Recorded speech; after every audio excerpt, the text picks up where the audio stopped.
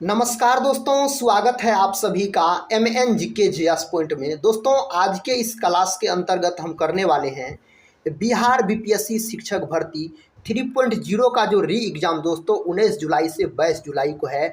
उसके लिए दोस्तों हम सभी विषयों का निचोड़ एक ही वीडियो में हम आपको रिवीजन क्वेश्चन करवा देंगे। साथ ही अगर आपका भी बिहार BPSC शिक्षक भर्ती 3.0 का री एग्ज़ाम है तो एग्ज़ाम से पहले साथ ही इस रिवीजन क्लास को पूरा ज़रूर देख के जाइएगा। इसमें दोस्तों जितने भी आपको प्रश्न मिलेंगे सभी विषय का मिक्स साथ ही एग्ज़ाम में पूछे गए प्रश्न है। दोस्तों हम कम समय में अधिक से अधिक प्रश्न का आपको रिवीजन करवा देंगे, उस प्रकार के प्रश्न का जो प्रश्न आपके एग्ज़ाम में आने की संभावना है। तो चलिए दोस्तों, आज के इस रिवीजन क्लास को हम और आप मिलके शुरू करते हैं। दोस्तों आज का पहला प्रश्न है, कहता है अंतरिक्ष यात्री को आकाश का रंग दिखाई देता है। अंतरिक्ष यात्री को आकाश का रंग काला दिखाई पड़ता है। लाल रंग का दोस्तों तरंगदैर्घ्य सबसे अधिक होता है। और याद रखिएगा, खतरा का संकेत अगर पूछा जाए तो लाल होता है। लाल रंग का दोस्तों विचलन सबसे कम होता है। दोस्तों किस रंग का तरंगदैर्घ्य सबसे कम होता है? तो बैगनी रंग का तरंगदैर्घ्य सबसे कम होता है और बैगनी रंग का विचलन दोस्तों सबसे अधिक होता है। और दोस्तों याद रखिएगा, प्राथमिक रंग किसको बोला जाता है? तो लाल, नीला और हरा रंग को प्राथमिक रंग बोला जाता है। इतने बात को दोस्तों आप याद रखिएगा। श्वेत प्रकाश में कितने रंग होते हैं? तो 7 रंग होते हैं श्वेत प्रकाश में। नेक्स्ट क्वेश्चन कहता है मीथेन जिसके वायुमंडल में उपस्थित है वह है, तो उसका नाम है बृहस्पति। ऑप्शन सी बोलिएगा, सही उत्तर हो जाएगा। बृहस्पति दोस्तों सौरमंडल का सबसे बड़ा ग्रह है बृहस्पति ग्रह। दूसरा सबसे बड़ा ग्रह पूछा जाए सौरमंडल का तो आप बोलिएगा शनि हो जाएगा। शनि हो जाएगा साथी दूसरा सबसे बड़ा ग्रह सौरमंडल का। लाल ग्रह किसको बोला जाता है? मंगल ग्रह को लाल ग्रह के नाम से जाना जाता है। इतने बात को आप याद रखिएगा। नेक्स्ट क्वेश्चन ये रहा दोस्तों। क्वेश्चन कहता है आकाशीय पिंडों का अध्ययन करने वाले भौतिक विज्ञान की शाखा को कहते हैं, तो इसको बोला जाता है एस्ट्रोनॉटिक्स बोला जाता है। एस्ट्रोनॉटिक्स बोला जाता है। ऑप्शन बी के साथ इस प्रश्न का सही उत्तर चला जाएगा। अगला प्रश्न कर लेते हैं दोस्तों। देखिए अगला प्रश्न कहता है एक खगोलीय इकाई निम्न के बीच की औसत दूरी है। किसके किसके बीच की औसत दूरी है? तो पृथ्वी और सूर्य के बीच की औसत दूरी है। अगर पृथ्वी का हम बात करते हैं तो पृथ्वी को दोस्तों नीला ग्रह के नाम से जाना जाता है। पृथ्वी के बीचों बीच जाने वाली अगर रेखा पूछा जाए तो आप बोलिएगा भूमध्य रेखा। भूमध्य रेखा दोस्तों जिसको विषुवत रेखा के नाम से जाना जाता है, यह पृथ्वी के बीचों बीच जाने वाली रेखा है। अगला प्रश्न कर लेते हैं। देखिए दोस्तों अगला प्रश्न कहता है पृथ्वी सूर्य का एक चक्कर कितने समय में पूरा करती है? तो 365 दिन में पूरा करता है।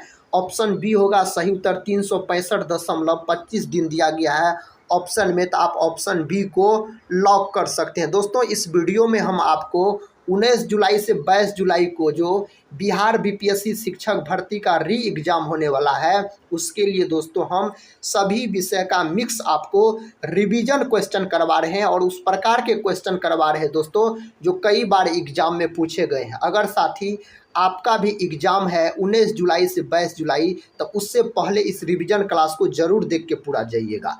कहता है मनुष्य ने पहली बार किस वर्ष चांद पर कदम रखा? पहली बार दोस्तों कब रखा?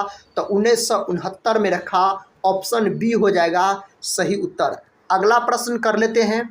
देखिए दोस्तों अगला प्रश्न है, कहता है सौर परिवार में कहता क्षुद्र ग्रह पट्टी का एक ऐसा क्षेत्र है जो इनके बीच में विद्यमान है। किनके किनके बीच में दोस्तों होता है? तो यह होता है मंगल और बृहस्पति के बीच में होता है। इस बात को याद रखिएगा। दोस्तों हम शुक्र ग्रह का अगर बात करते हैं तो सबसे चमकीला ग्रह बोला जाता है शुक्र ग्रह को। शुक्र ग्रह को सुबह और शाम का तारा भी बोला जाता है।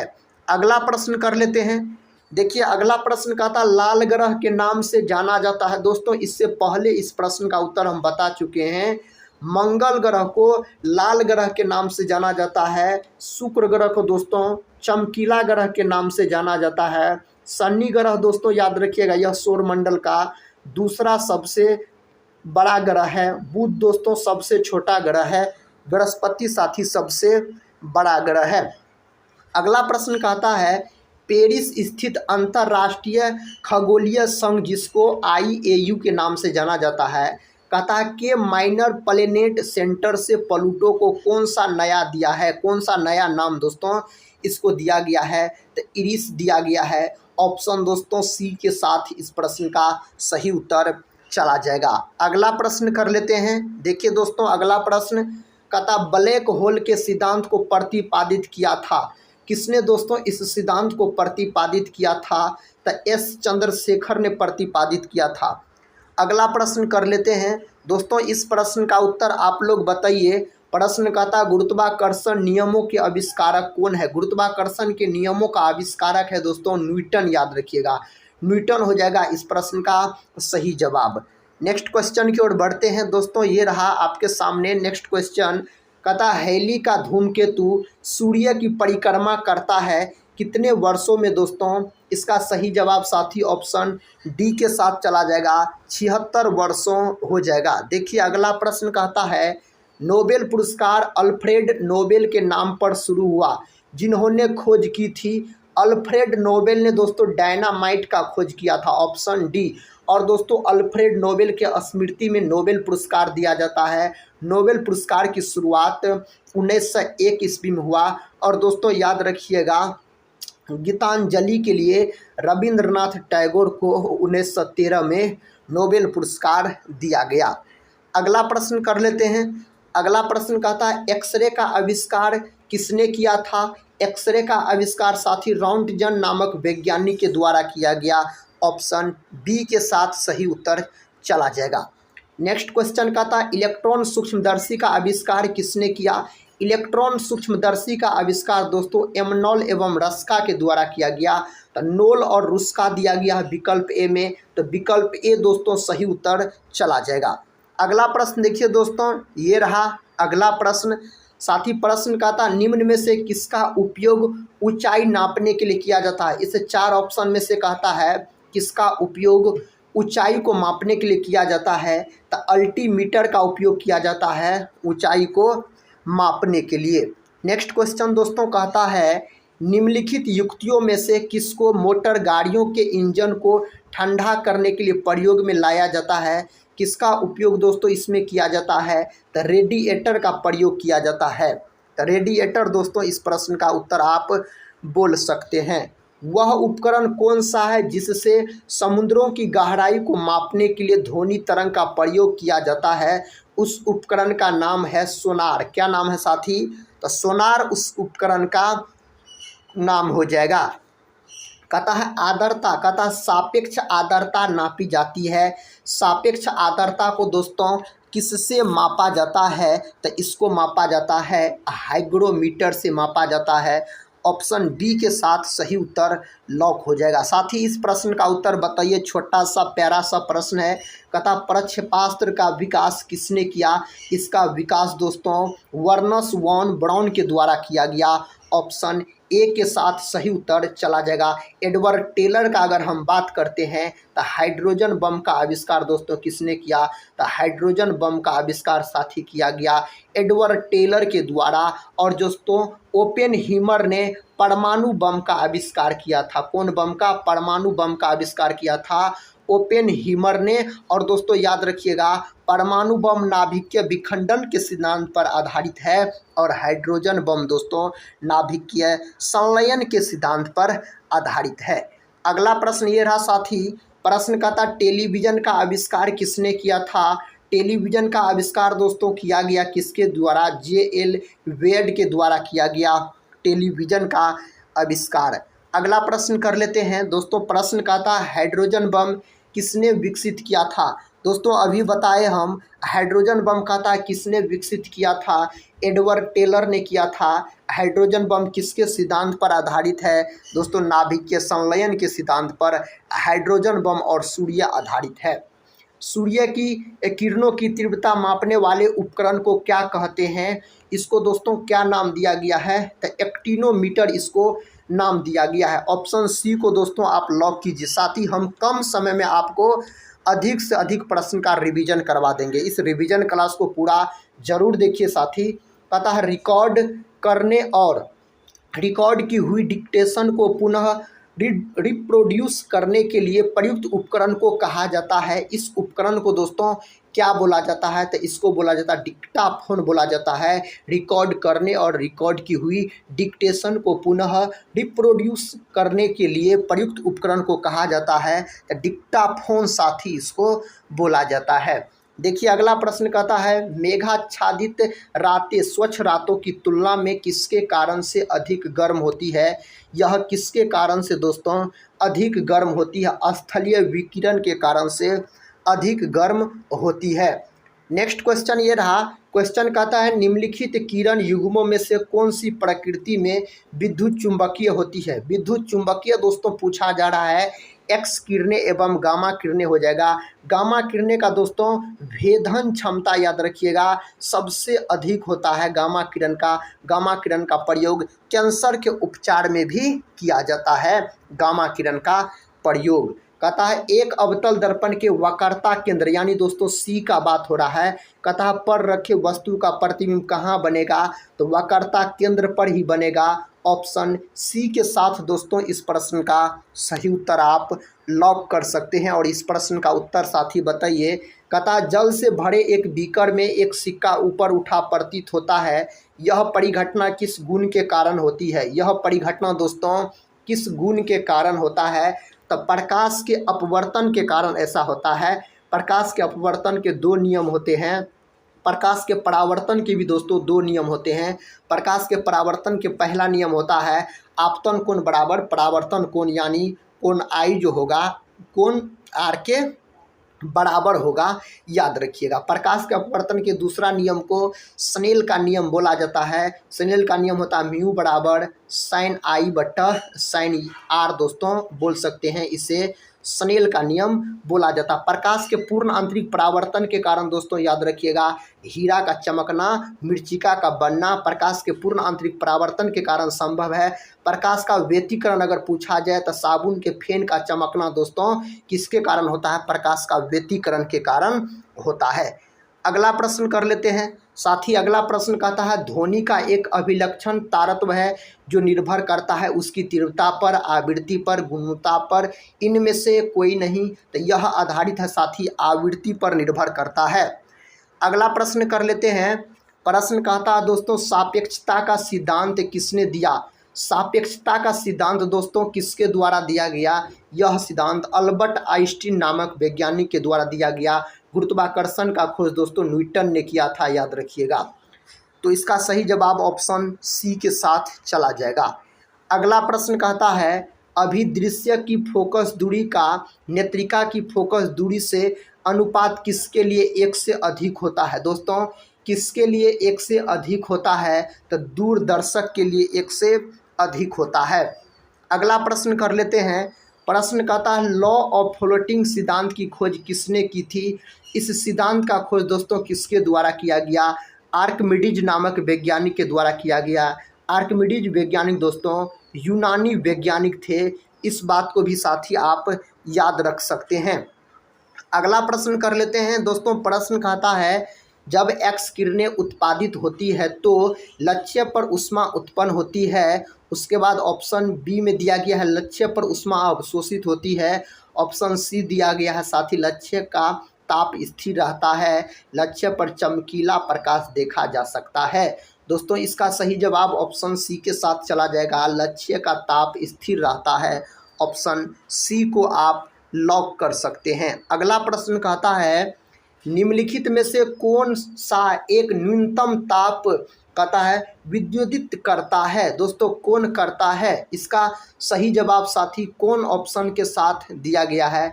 इसका सही जवाब ऑप्शन बी के साथ दिया गया है। 1 केल्विन मापक्रम पर हो जाएगा। नेक्स्ट क्वेश्चन देखिए। नेक्स्ट क्वेश्चन दोस्तों कहता है सरल आवर्त गति में एक सरल लोलक के लिए निम्नलिखित कथनों में से कौन सही है। कहता है माध्य स्थिति में गतिज ऊर्जा अधिकतम है, माध्य स्थिति में स्थितिज ऊर्जा अधिकतम है, माध्य स्थिति में त्वरण अधिकतम है, इनमें से कोई नहीं दिया गया है। दोस्तों ऑप्शन ए हो जाएगा, माध्य स्थिति में गतिज ऊर्जा अधिकतम है। गतिज ऊर्जा को के ई से सूचित किया जाता है। इसका सूत्र अगर पूछा जाए तो हाफ mv² बोलिएगा गतिज ऊर्जा का सूत्र। स्थितिज ऊर्जा को पी से सूचित किया जाता है। इसका सूत्र होता है दोस्तों mgh होता है। स्थितिज ऊर्जा अदिश राशि के अंतर्गत आता है। अगला प्रश्न कर लेते हैं। कहता कण बोसोन नाम का संबंध किस नाम से है। कौन नाम से दोस्तों इसका संबंध है, तो SN बोस से इसका संबंध हो जाता है। नेक्स्ट क्वेश्चन कहता है आइंस्टीन को निम्न में से किस सिद्धांत के लिए नोबेल पुरस्कार दिया गया। किस सिद्धांत के लिए नोबेल पुरस्कार दिया गया। प्रकाश विद्युत का सिद्धांत के लिए दोस्तों इसे नोबेल पुरस्कार दिया गया। अगला प्रश्न कहता है अनौपचारिक रूप से खगोलीय दूरी को व्यक्त करने के लिए लंबाई की कौन सी इकाई का प्रयोग किया जाता है।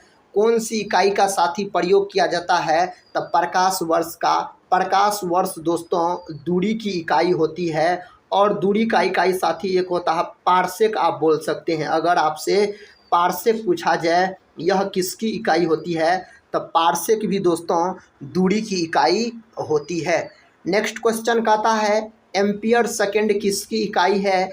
एम्पियर सेकेंड होता है आवेश की इकाई। शक्ति का पूछा जाए तो वाट बोलिएगा। शक्ति दोस्तों अदिश राशि के अंतर्गत आता है। ऊर्जा का बोले दोस्तों तो जूल बोलिएगा। ऊर्जा का होता है जूल होता है, मात्रक होता है। अगला प्रश्न कर लेते हैं। अगला प्रश्न दोस्तों कहता है गैलन सामान्यतः इस्तेमाल किया जाता है। इसको इस्तेमाल किया जाता है आयतन की माप के रूप में, इसको इस्तेमाल किया जाता है गैलन को। नेक्स्ट क्वेश्चन कर लेते हैं। कहता है निम्नलिखित में से किसकी कोई इकाई नहीं है। इस चार ऑप्शन में से दोस्तों किसका कोई इकाई नहीं है, तो सापेक्षिक घनत्व का कोई इकाई नहीं होता है। और आप याद रखिएगा अपवर्तनांक का भी दोस्तों कोई इकाई नहीं होता है, कोई मात्रक नहीं होता है। तो इसका मात्रक हीन ऑप्शन में दिया रहेगा। दाब का पूछा जाए तो पास्कल बोल सकते हैं, दाब का इकाई होता है। प्रकाश वर्ष निम्नलिखित में से किसकी इकाई है। इस चार ऑप्शन में से प्रकाश वर्ष दोस्तों किसका इकाई होता है, तो प्रकाश वर्ष होता है दूरी का इकाई। और पार्सेक भी दोस्तों पूछा जाए तो आप दूरी का इकाई बोलिएगा।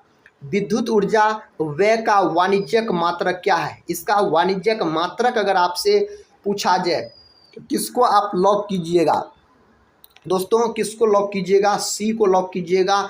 किलोवाट घंटा जिसको kWh बोला जाता है। और साथ ही याद रखिएगा 1 kWh कितने जूल के बराबर होते हैं, तो 3.6 गुना, याद रखिएगा 3.6 गुना 10⁻6 जूल के बराबर होता है ऊर्जा का। व्यावसायिक मात्रक पूछा जाए तो किलोवाट घंटा बताइएगा।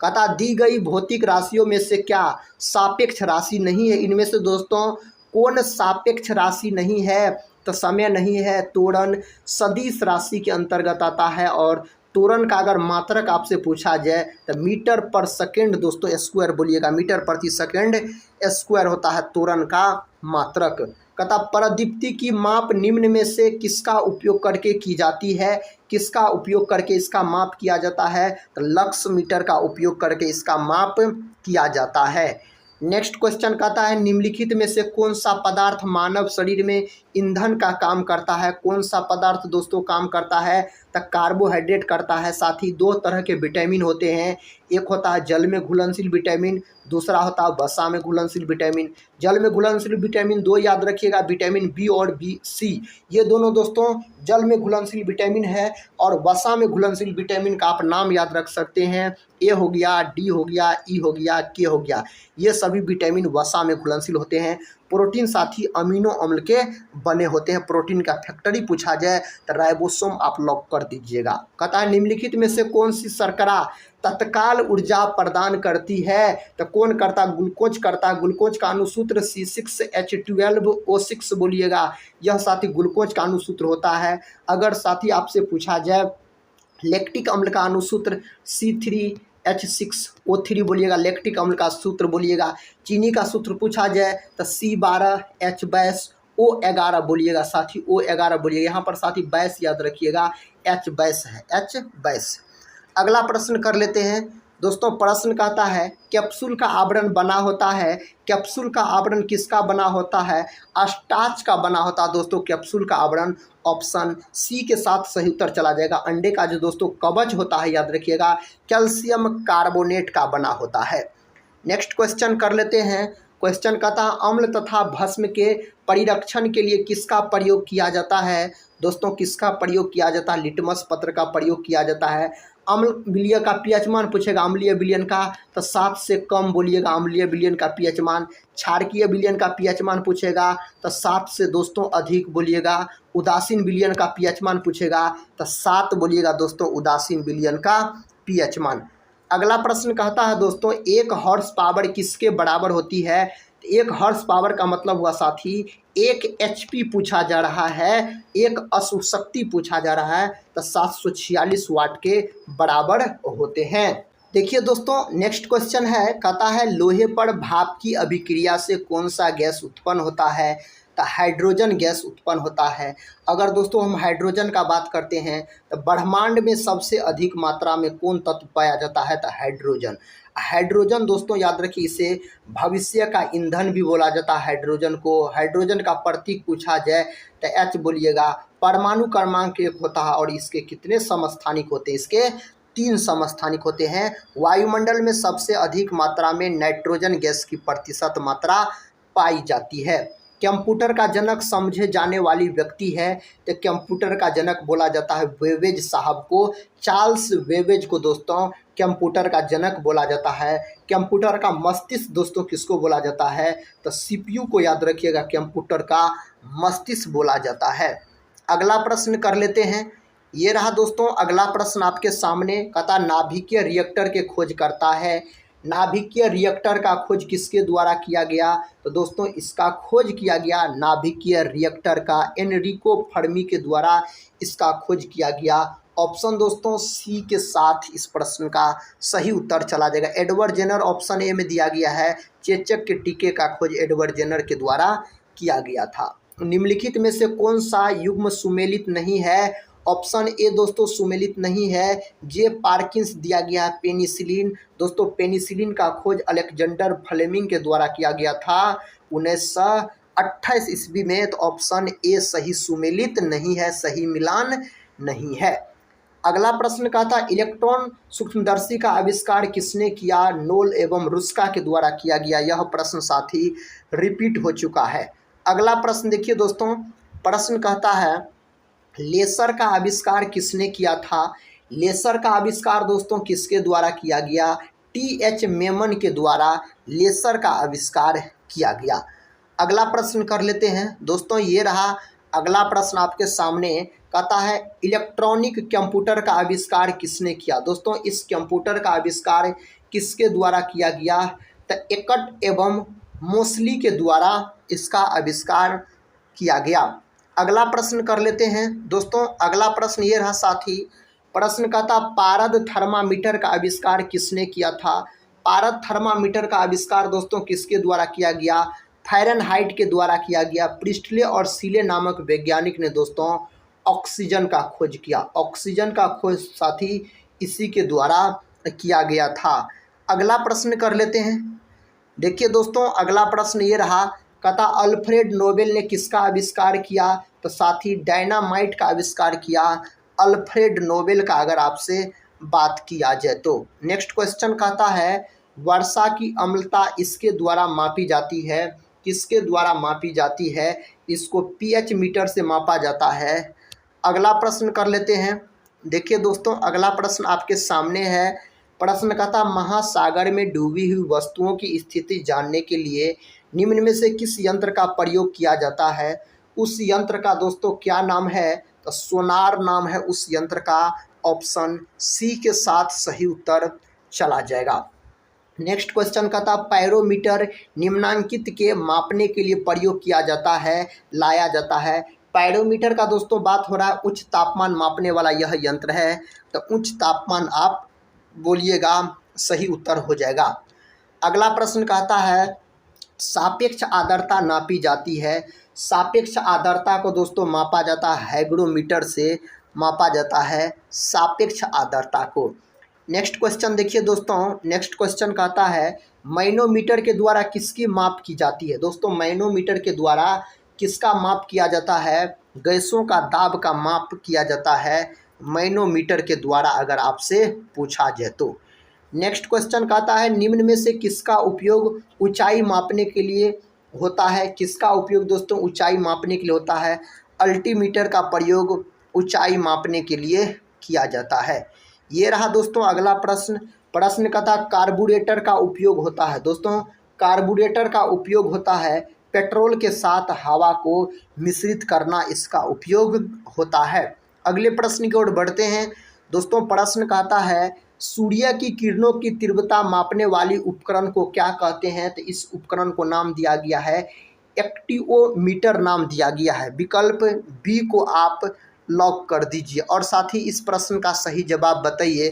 प्रश्न कहता साइक्लोट्रॉन किसको त्वरित करने के लिए प्रयुक्त किया जाता है? न्यूट्रॉन को त्वरित करने के लिए दोस्तों प्रयुक्त किया जाता है साइक्लोट्रॉन का। अगर हम बात करते हैं तो कहता एक उड़ते हुए चक्के की प्रति सेकंड घूर्णन किससे मापी जाती है? यह दोस्तों किससे मापी जाती है? स्ट्रोबोस्कोप से मापी जाती है। ऑप्शन सी होगा सही जवाब। नेक्स्ट क्वेश्चन कर लेते हैं दोस्तों। क्वेश्चन कहता है भूकंप की तीव्रता किससे मापी जाती है? भूकंप की तीव्रता को मापा जाता है सिस्मोग्राफ से। किससे दोस्तों? तो सिस्मोग्राफ से भूकंप की तीव्रता को मापा जाता है। अगला प्रश्न कहता वायु की आर्द्रता मापने के लिए कौन सा यंत्र प्रयुक्त किया जाता है?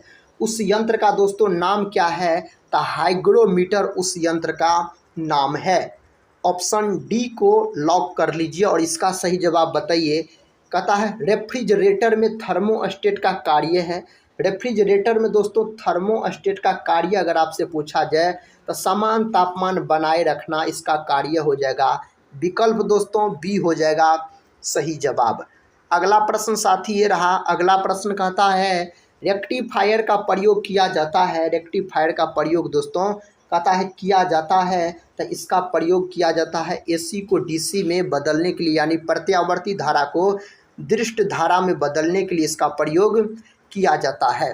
कुलिज नालिका का प्रयोग क्या उत्पन्न करने के लिए किया जाता है? तो इस नलिका का प्रयोग किया जाता है एक्स किरणें उत्पन्न करने के लिए। नेक्स्ट क्वेश्चन की ओर बढ़ते हैं दोस्तों। ये रहा नेक्स्ट क्वेश्चन आपके सामने। क्वेश्चन का था थर्मोस्टेट का प्रयोजन क्या है? दोस्तों इसका प्रयोजन क्या है? तो साथ ही ऑप्शन बी हो जाएगा तापमान को स्थिर रखना। ऑप्शन बी को आप लॉक कीजिए और दोस्तों इस प्रश्न का उत्तर बताइए। प्रश्न का था अति लघु समय अंतरालों को सही मापने के लिए निम्नलिखित में से किसका प्रयोग किया जाता है? दोस्तों किसका प्रयोग किया जाता है? परमाणु घड़ियां का प्रयोग किया जाता है। तो परमाणु घड़ियां के साथ इस प्रश्न का सही जवाब चला जाएगा। रासायनिक ऊर्जा को विद्युत ऊर्जा में परिवर्तित करता है। दोस्तों रासायनिक ऊर्जा को विद्युत ऊर्जा में परिवर्तित करता है, उसका नाम है बैटरी। क्या नाम है साथी? तो इसका नाम याद रखिएगा बैटरी है। अगला प्रश्न देखिए साथी। प्रश्न का था दाब के मापन के लिए किस यंत्र का प्रयोग किया जाता है? उस यंत्र का दोस्तों क्या नाम है? तो उस यंत्र का नाम है बैरोमीटर। तो बैरोमीटर का प्रयोग किया जाता है। अगला प्रश्न कर लेते हैं दोस्तों। प्रश्न का था वायुमंडलीय दबाव को मापने के लिए किस यंत्र का उपयोग किया जाता है? उस यंत्र का दोस्तों क्या नाम है? बैरोमीटर दोस्तों उस यंत्र का नाम है। नेक्स्ट क्वेश्चन दोस्तों।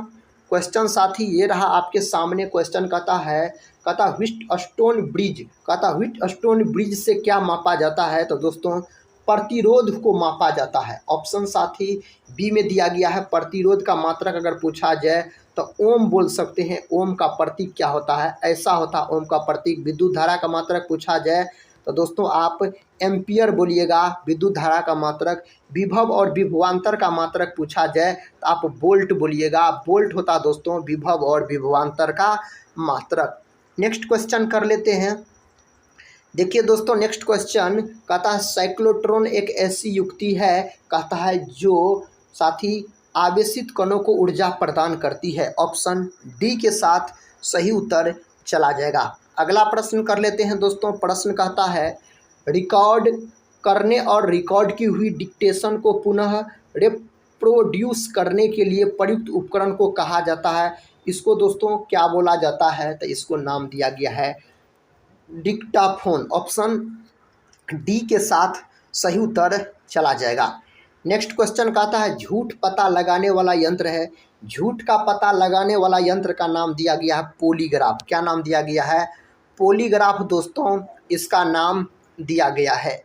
कहता है उड़ान अभिलेखी का तकनीकी नाम दोस्तों इसका क्या है? तो काला बॉक्स इसका तकनीकी नाम है। तो काला बॉक्स दोस्तों सही उत्तर है। अगला प्रश्न कहता है टैकोमीटर यानी वेग मापी का प्रयोग किसके मापन के लिए किया जाता है? किसके मापन के लिए दोस्तों किया जाता है? ऑप्शन ए हो जाएगा घूर्णन गति दोस्तों इस प्रश्न का सही जवाब चला जाएगा। अगला प्रश्न कहता है लॉ ऑफ फ्लोटिंग सिद्धांत की खोज किसने की थी? इस सिद्धांत का खोज दोस्तों किसके द्वारा किया गया? आर्किमिडीज नामक वैज्ञानिक के द्वारा इस सिद्धांत का खोज किया गया। नेक्स्ट क्वेश्चन कहता है एक प्रकाश वर्ष दूरी होती है।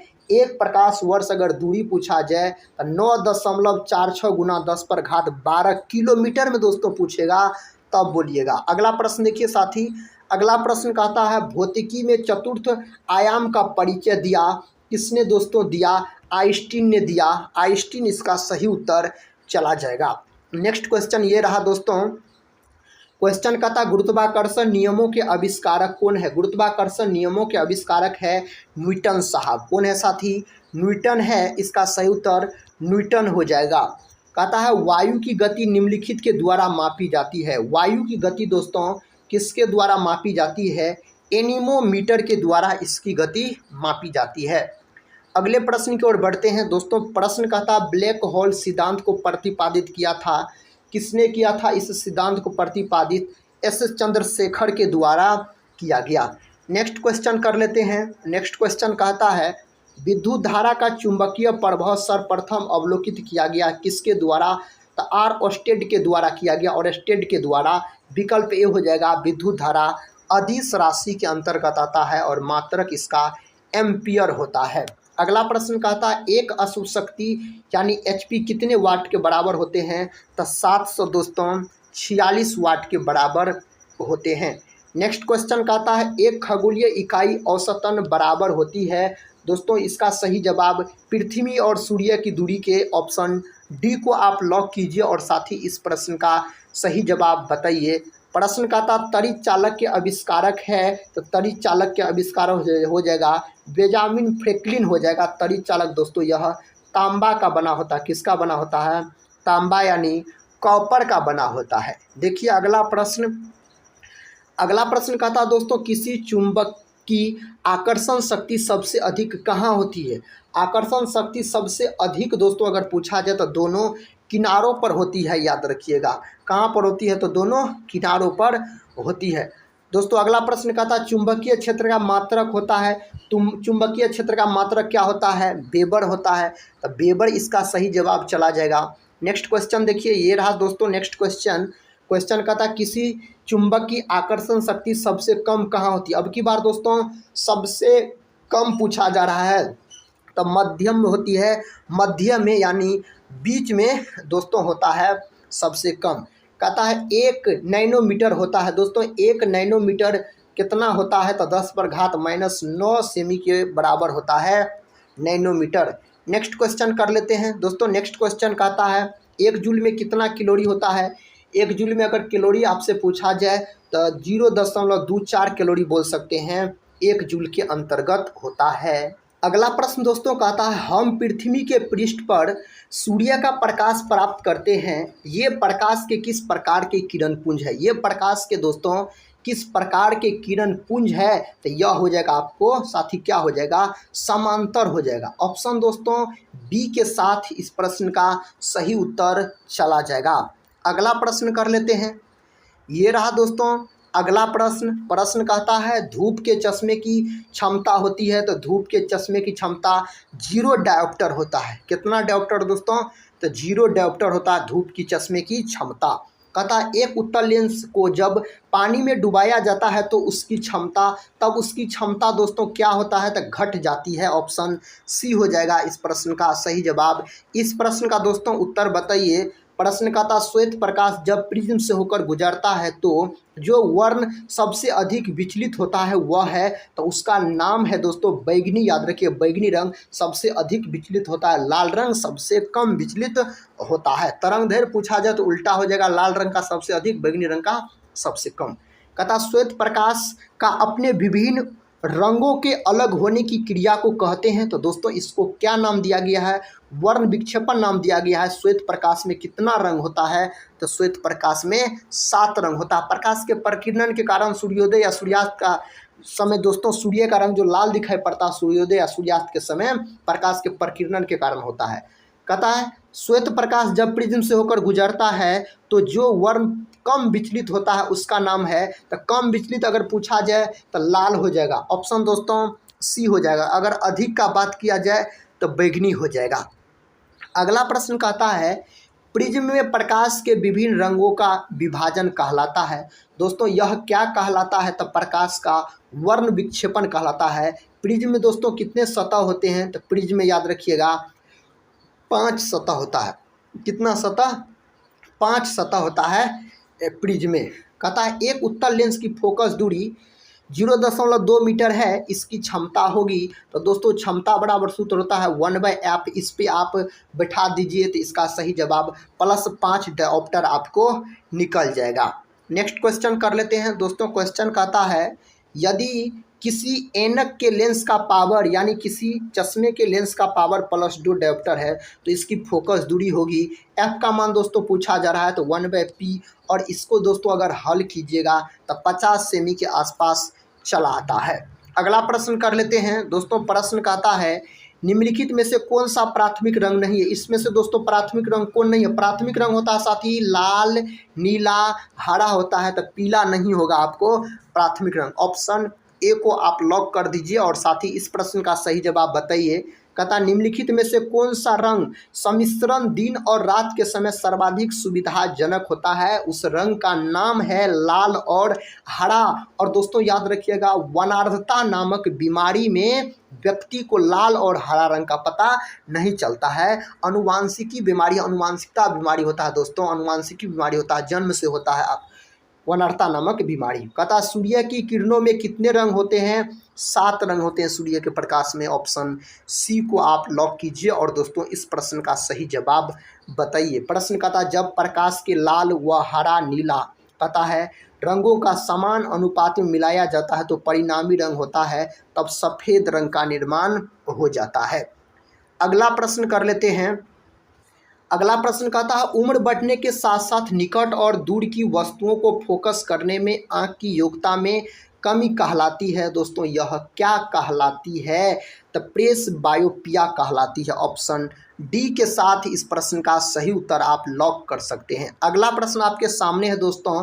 फोटोग्राफिक कैमरे का कौन सा भाग आँख की रेटिना की तरह कार्य करता है, तो इसका नाम हो जाता है फिल्म। ऑप्शन सी के साथ सही उत्तर चला जाएगा। नेक्स्ट क्वेश्चन कर लेते हैं।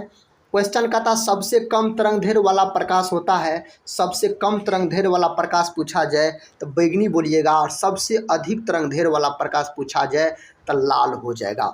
यदि वायुमंडल न हो तो पृथ्वी से आकाश किस रंग का दिखाई देगा, तो दोस्तों काला रंग का दिखाई देगा। कैसा दिखाई देगा, तो काला रंग का दिखाई देगा। अगला प्रश्न कहता है प्रकाश का रंग निश्चित किया जाता है, प्रकाश का रंग दोस्तों निश्चित किया जाता है तरंगदैर्घ्य के द्वारा प्रकाश का रंग निश्चित किया जाता है। नेक्स्ट क्वेश्चन देखिए, कहता है निम्नलिखित में से किस रंग का तरंगदैर्घ्य अधिकतम होता है। किसका दोस्तों तरंगदैर्घ्य अधिकतम होता है, लाल रंग का तरंगदैर्घ्य अधिकतम होता है। अगला प्रश्न देखिए साथी। अगला प्रश्न कहता है किसी अपारदर्शी वस्तु का रंग उस रंग के कारण होता है जिसे वह परावर्तित करता है, अपवर्तित करता है, प्रकीर्णित करता है और अवशोषित करता है, तो परावर्तित करता है। ऑप्शन ए को दोस्तों आप लॉक कर दीजिए। अगला प्रश्न कर लेते हैं दोस्तों। देखिए अगला प्रश्न कहता है लाल कांच को अधिक ताप पर गर्म करने पर वह दिखाई देगा हरा, नीला, पीला, लाल कैसा दिखाई देगा दोस्तों? यह दिखाई देगा आपको हरा दिखाई देगा। नेक्स्ट क्वेश्चन कर लेते हैं दोस्तों। नेक्स्ट क्वेश्चन कहता है फोटोग्राफी में मुख्य रंग कौन से होते हैं? तो फोटोग्राफी मुख्य रंग पूछा जाए तो लाल, नीला, हरा बोल सकते हैं। विकल्प ए के साथ इस प्रश्न का सही उत्तर चला जाएगा। नेक्स्ट क्वेश्चन कहता है कैमरे में किस प्रकार का लेंस उपयोग में लाया जाता है? तो उस लेंस का नाम है उत्तल लेंस। और आँख भी दोस्तों उत्तल लेंस की तरह कार्य करता है।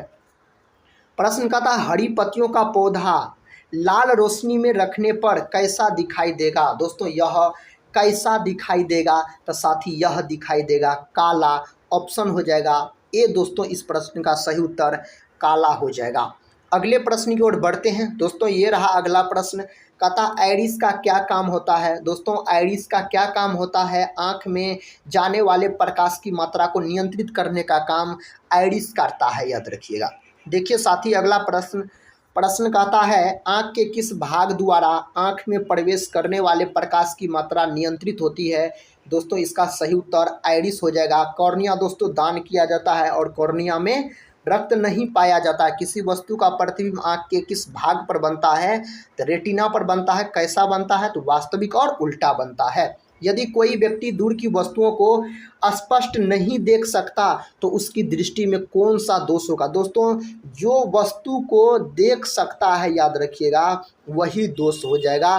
तो इस प्रश्न का सही जवाब ऑप्शन ए हो जाएगा, निकट दृष्टि दोष हो जाएगा। साथ ही इस प्रश्न का सही जवाब, इसी को मायोपिया भी बोला जाता है, मायोपिया बोला जाता है। और निकट दृष्टि दोष को दूर करने के लिए अवतल लेंस से चश्मे का प्रयोग किया जाता है, अवतल लेंस से बने चश्मे का प्रयोग किया जाता है। नेक्स्ट क्वेश्चन कर लेते हैं।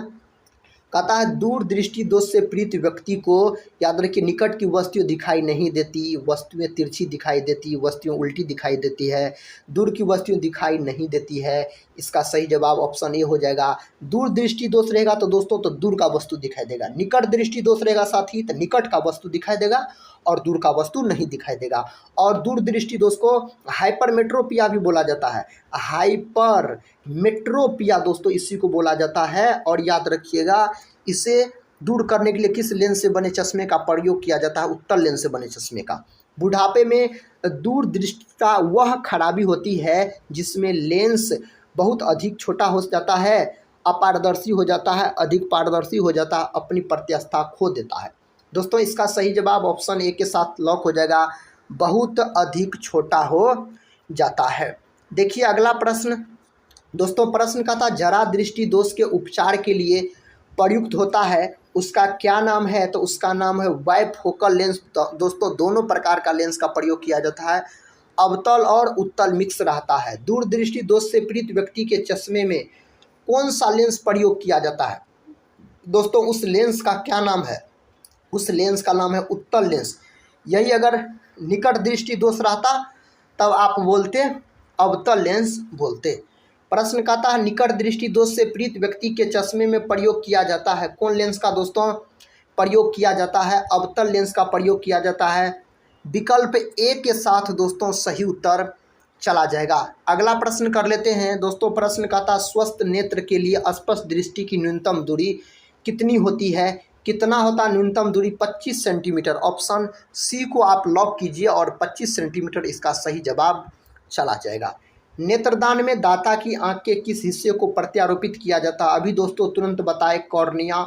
कॉर्निया में रक्त नहीं पाया जाता है, कॉर्निया इस प्रश्न का सही उत्तर हो जाएगा। कहता रेटिना पर बना प्रतिबिंब, रेटिना पर बना प्रतिबिंब याद रखिएगा दोस्तों वस्तु से छोटा लेकिन उल्टा होता है। ऑप्शन बी दिया गया है इस प्रश्न का सही उत्तर। अगला प्रश्न दोस्तों ये रहा। अगला प्रश्न कहता है मनुष्य की आंख में प्रकाश तरंगे किस स्थान पर स्नायु कथा उद्वेगों में परिवर्तित होती है? दोस्तों इसका सही जवाब रेटिना हो जाएगा, रेटिना से। तो रेटिना से साथ ही सही जवाब इसका है। अगला प्रश्न देखिए, कहता वनार्धता को किस लेंस से दूर किया जाता है?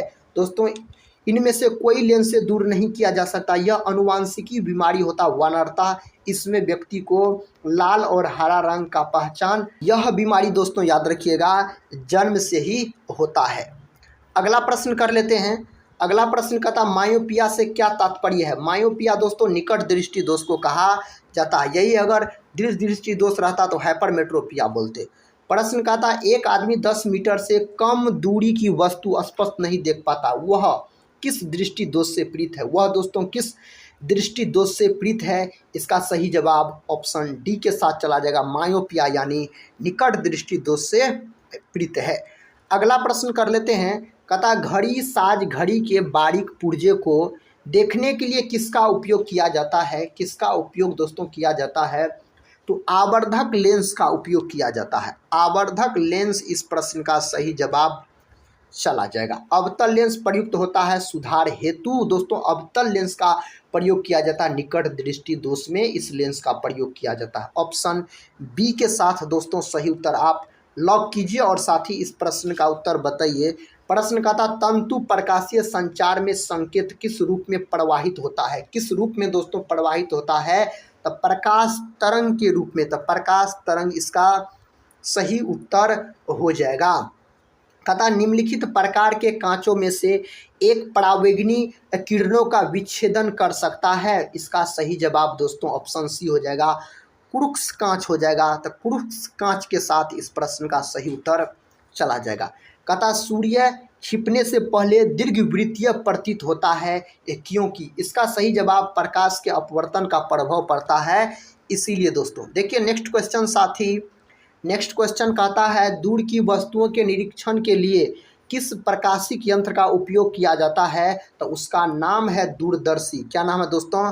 तो दूरदर्शी दोस्तों उसका नाम है।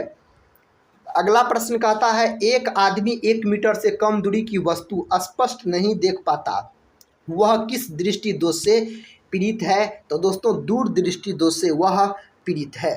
अगला प्रश्न कर लेते हैं। देखिए दोस्तों अगला प्रश्न कहता है, हाइपरमेट्रोपिया का अर्थ है? तो दूर दृष्टि दोष यानी दीर्घ दृष्टि दोष को हाइपरमेट्रोपिया के नाम से जाना जाता है। कहता, ल्यूमेन एकक है। दोस्तों ल्यूमेन किसका मात्रक होता है? तो ज्योति फ्लक्स का मात्रक होता है ल्यूमेन। अगला प्रश्न देखिए दोस्तों, अगला प्रश्न कहता है, दूरबीन क्या है? दोस्तों दूरबीन क्या है? तो दूरबीन दूर की वस्तु देखी जाती है दूरबीन से। अगला प्रश्न दोस्तों और इस रिवीजन क्लास का अंतिम प्रश्न है। कहता, तारे टिमटिमाते हैं तो अपवर्तन के कारण, प्रकाश के अपवर्तन के कारण तारे टिमटिमाते हैं। दोस्तों आज के इस वीडियो में हम सभी विषय का मिक्स टोटल 150 MCQ को साथी एक रिवीजन के तौर पे आपको कवर करवा दिए।